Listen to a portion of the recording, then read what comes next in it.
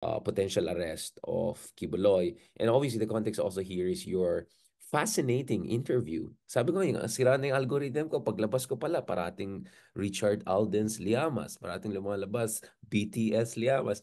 In-interview niya yung lawyer ni Kibuloy. Ano sabi niya? Hindi siya fugitive. Hindi siya nagtatago. Hindi lang siya available. I mean, what the heck is that supposed to- Actually, may jurisprudence na yan. He is a fugitive. No? Kahit nag-file siya ng motion for reconsideration, he is a fugitive. So, tapos na yung jurisprudence niya. Pero siyempre, trabaho ng mga abogado niya, no? To earn their keep. Hindi lang Di si ba? Harry Para naman, Roque. Yan ang sinasabi ko, Ronald. Hindi lang si diba? Harry Yan Roque. yung kanila eh. Gusto nila, kailangan nilang pataasin yung kanilang standing as their lawyer. No? Kaya yung isang abogado ni Kibuloy, na-guest namin sa Storycon, ang daming jurisprudence na ini-invoke para sabihin na hindi siya fugitive. No? Tapos ang tawag niya kay Ed Lingao ay hindi naman daw learned. No?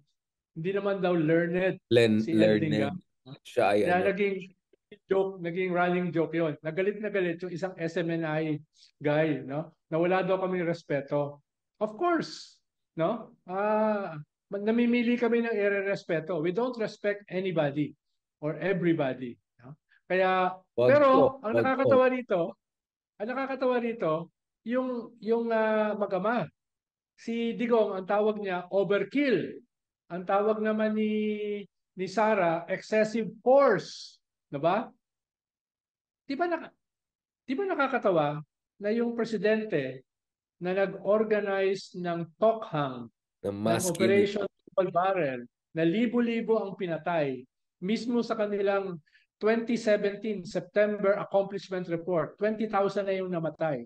Accomplishment report ng gobyerno yan, ha? Just more than a year after they assumed power. No? 20,000 na yung patay at ginamit yan ng Supreme Court. Yan 20 yung accomplishment report na yan. Nasabi ni Executive Secretary Medialdea, wala siyang alam na executive report, na accomplishment report. No? Pero it was there dahil ginamit mismo ng Supreme Court yung report na yan. Tapos ang sasabihin niya ngayon, that was an overkill. Serving a warrant, waiting for 3 hours bago nila inattempt na buksan yung gate. That was an overkill. Ito naman si Sara, excessive force. Alam mo ba, Richard, ito yung first time na nakakita ako na yung nagsaserve ng warrant, winater canon ng mga followers ni Kibuloy. Merong Very dalawang tangke China. Very ng tubig. China. No?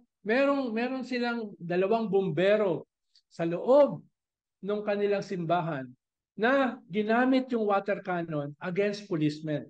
Yun yung excessive force. No? Ayokong kampihan yung mga pulis, no? Dahil galit din ako na kung tayo yung magrarally na yan, in 10 minutes, dinisperse na tayo. No? Kung gagamit tayo ng water cannon, baka minashinga na tayo. No? Ito silang gumamit ng water. Ngayon lang ako nakakita ng ganon. Yan ba ang overkill? Yan ba ang excessive force? Pero Where do Ronald, these people come from? They're coming out of the woodwork. No? Ah, hindi ko maisip no.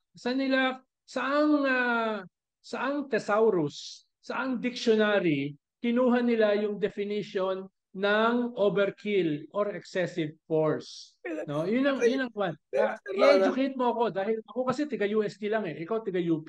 I-educate mo ako saan nila nakuha itong mga salitang ito. No? Sir Ronald, wait lang. Oh. May video ba ito sa YouTube nung winter cannon Oh. yung mga pulis? Diba? Policemen with a water cannon. Parang ang naalala ko dito, yung away ni Jingo at saka ni Jonathan Morales. Hindi mo alam saan ka papanig. Kasi parang, parang let's just... Pero in fairness, I will side with PNP on this 100%. Baka naman, Sir Ronald, yung involved dito, hindi yun yung PNP ng Tokang. So, was there a reorganization in Davao to make sure Sabi pa that... ng abogado ni Kibuloy, mali daw yung warrant of arrest. Dahil dapat yung warrant of arrest isa-serve lang sa isang lugar, hindi sa apat. Dahil yung sineserba ng warrant cannot be in 4 places at the same time. Not if you're the Son of God. If you're the Son of God, you can be in many places at the same time. No? Baka may Di ba? hologram. Baka may hologram. Oh, if you're the son of God, pwede ka. All over the place, di ba? Oh, di ba? Oh. Di Ano, ba? wala This na is ako ng ridiculous. pag-asa, Sir Ronald. Yung previous Di ba this is episode ridiculous natin. eh, di ba?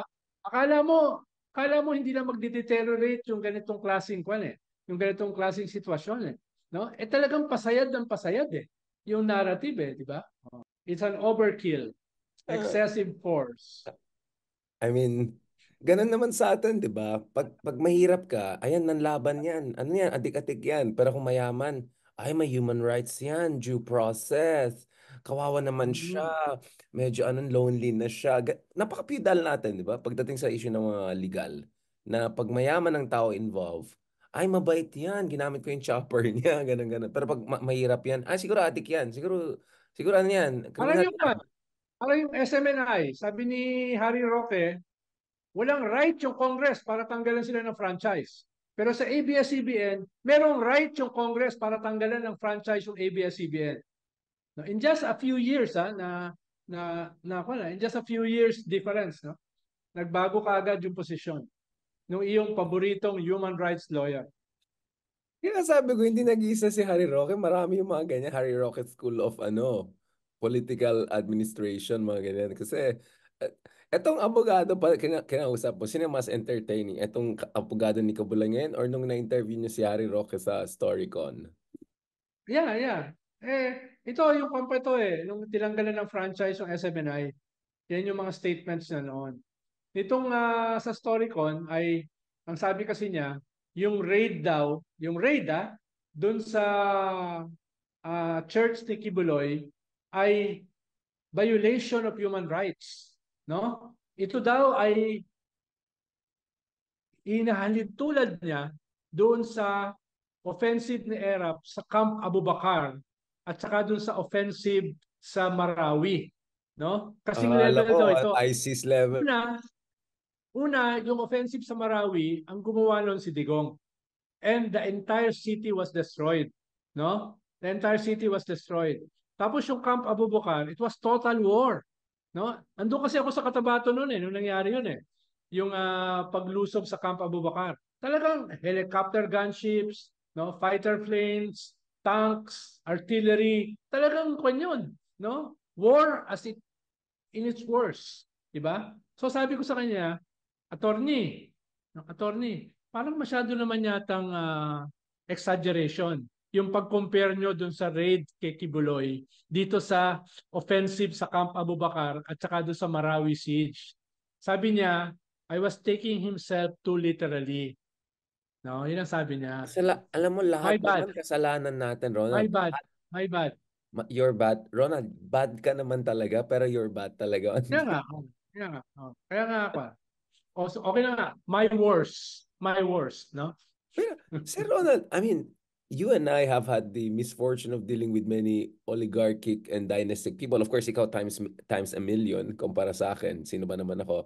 But minsan I wonder kung show lang ito or talagang naniniwala sila sa sarili nilang specialness na they're above the law, above everything else.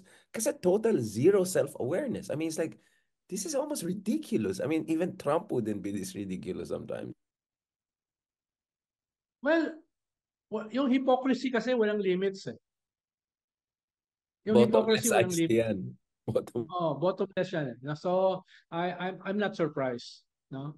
Kahit kino-contradict nila yung sarili nila, I'm also not surprised. No? Sana, later in their life, ay makakain naman sila ng humble pie. Later in their life. Oo. Not now. Pero Ngayon kasi nasa immortal height naman daw sila yung ng iba eh. hubris eh. Oh, immortal Nasa naman. height sila ng hubris.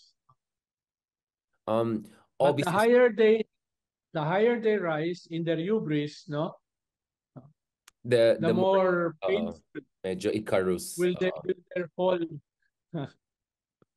Well, I don't know. I'm so, ewan ko, I see Erap getting in prison kami ba kasi mayor, sarap buhay, si Arroyo, sarap buhay. So I hope this time, there'll be something kasi mukhang next level ito, which is what we're gonna discuss in the next episode because I don't think we can understand itong sinasabi nila, Sarah, na this is excessive force, ganyan, ganyan. Because I think a part of them is thinking, yun ang pwede mangyari kay Digong in the not so distant future.